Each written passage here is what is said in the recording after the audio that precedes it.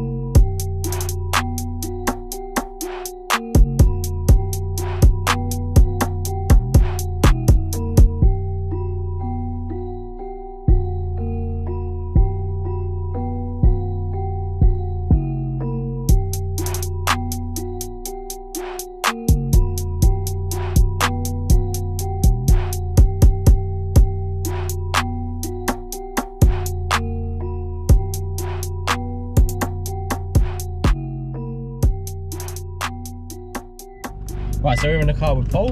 Paul, say hello. Hi guys. And yeah, we're just going to go for a quick blast in the GTR and see what just shy of 600 brake feels like. I know it's a bit difficult while you're reversing out here, but Paul, do you want to tell everyone a little bit about the car? Yeah, it's a 20. Let's try again. Yeah, reversing at my best point without talking anyway. So it's 2012 car. Which came with a few add-on bits over the earlier cars, a little bit more horsepower out of the box, which has been boosted up a little bit by Litchfield, just a stage 1, which is wide pipe and a remap, and it's now 590 horsepower, That's 540 torque, 540 torque. and you know, at times feels every bit of that. And, yeah, as you were saying, it's more to the back, isn't it? It puts more power to the back. That's right, yeah. So it's a bit of a misconception. It's a four-wheel drive car. It's a rear-wheel drive car that throws power to the front when it's needed.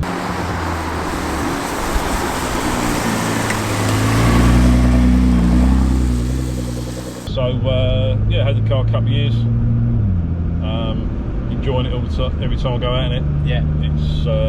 It's not a daily car, so yeah, I get the chance to drive it, and it feels new. Sometimes I don't drive it for 2, 3, 4 weeks, and it feels like a new car again, and it's fun. It's just fun. What can, if you don't mind saying, actually, what can people expect to pay for something at this age? When I bought it, it was just below 50. And they're probably touching about 40 now.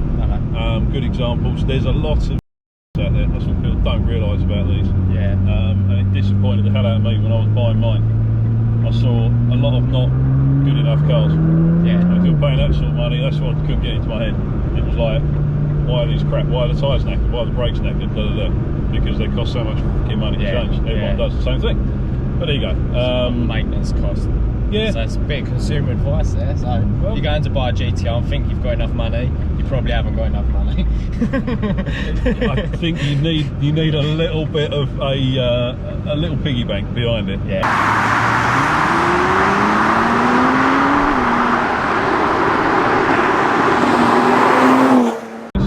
You know, it does say this. You can spend. You can pick up for about 30 now. Yeah. The early ones. I've seen. Yeah. You know, they are. Yeah, I probably wouldn't, but you can. In terms of performance like this, I think this the GTR and the R8s, they're sitting around the same price at the minute, and I think that was the thing when these first come out. There was nothing else like it. Yeah. That's 10 years ago. So there are more cars out there now that are like it, and you know, as we were saying earlier, it's not an Audi. No. Some people are put off by that. Some people love all the noise. It does make some fantastic noise.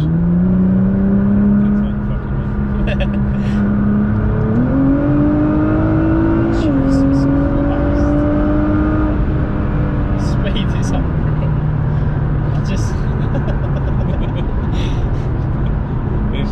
factor. So funny.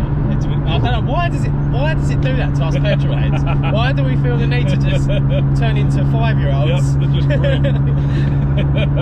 It does it though. It does it every time. Seriously, it's anyone that's into cars kind of needs to try to get one of these. You know, it's not for everyone, don't get me wrong, but if you like a car like this, this is the car to get. You know? I think for most people it's not so much the mechanics of the car, it's the looks, isn't it? I think it's one it's a Marmite car. I love it. I absolutely love it. No, you've hit the nail on the head. It's not a pretty car.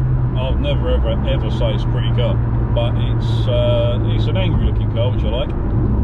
You want a beautiful car, get yourself an R8. Yeah. Gorgeous. Gorgeous sound, gorgeous look, gorgeous everything. But these aren't too bad. You know, the noise of these isn't too bad. Like we said in the shop, it's quite. It's got its own little sound. It's just good fun. Again, if you want to make a bonkers, you can. Oh yeah. You get the flames and the bangs and all that. Did you go up to Lichfield to pick it up? Yeah. Did you? Well, I guess they had some pretty special cars up there. Yeah, they sell a few. They don't sell loads, but like I say, I was struggling to find. So I've been down in Kent and I was travelling to Manchester, had a look at a couple there, and because there's not loads of them around. Yeah. So to do the shopping thing, and then in the end it was just like someone said they've got one there, and it was like, right, phoned up, and obviously not always the way you should buy a car. Probably bought it within about 5 minutes, put a deposit down, and then went up on the train. No, didn't. Sorry, drove up, had a look, test drive, and a couple of weeks later, up on the train, picked it up.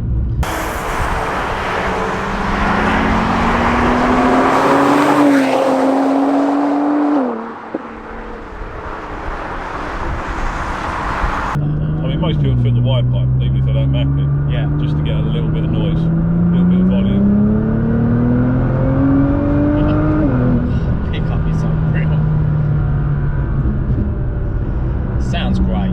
It sounds such a racy, like grunty, just so good. Does make me want one. So the Type R's kind of. Yeah, the thing is, I'd want a daily. I think I want a daily, and then I'd look at the petrol bill and I'd be like, oh, maybe not. That would be the scary one. I mean, for driving it, it's not a. Some cars don't like to be daily. Some cars you can't do certain driving with it. No, like I was saying earlier, if you was to do a 3-point turn in this, you'd think the thing was falling apart. The diffs will crunch, bang, and it's just horrible. But for general driving, it's comfortable. The size is the issue, but depending on your commute, it can be done. Some people do. Say, the cost would be crippling, but as a car to live with, not an issue.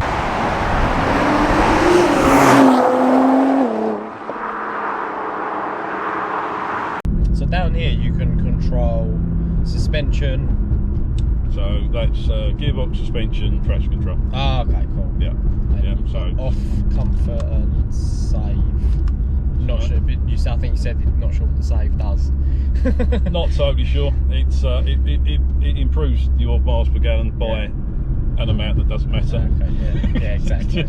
But if you're on a long motorway run, like when I get serviced at Lichfield, sit on the motorway, put it in comfort, put it on save, and you just trundle along. Yeah. And it's a GT car. You know, it's not an out and out tear your face off raw car. Yeah. It is GT car, so you can do all the miles in it, drive down to Cornwall, jump out, feel absolutely fine. Yeah. You know, nice and comfortable, heated seats, all the leather. You know, it's just kind of it ticks a lot of boxes. Speed is unreal. I just can't believe it just goes, doesn't it? It goes. The way and goes, it goes from a certain speed to another certain speed is ridiculous. What do you think is a top out at with the map? What standard? There must be 180. They're something like that. 196. 196. Okay, so you sub it, so it's plus 200 now with the map. Got to be. Do you know what? I have no clue. I don't actually know if it tops it out anymore. I don't know. Get to a VMAX day. Have you seen those? Yes, yeah. I've seen a few guys that have done them. Yeah, I don't know. I'd be intrigued to know what it would do.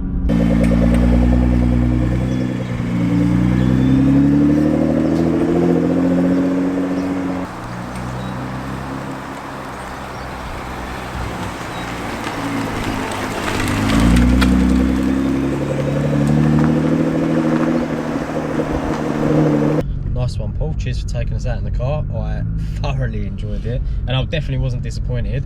I said to you earlier, a lot of people say, "Oh, it's like an RS6. It's just too easy and just about like the same speed." It's definitely not like an RS6. This is fast. An RS6 just feels like a boat with a big engine in it.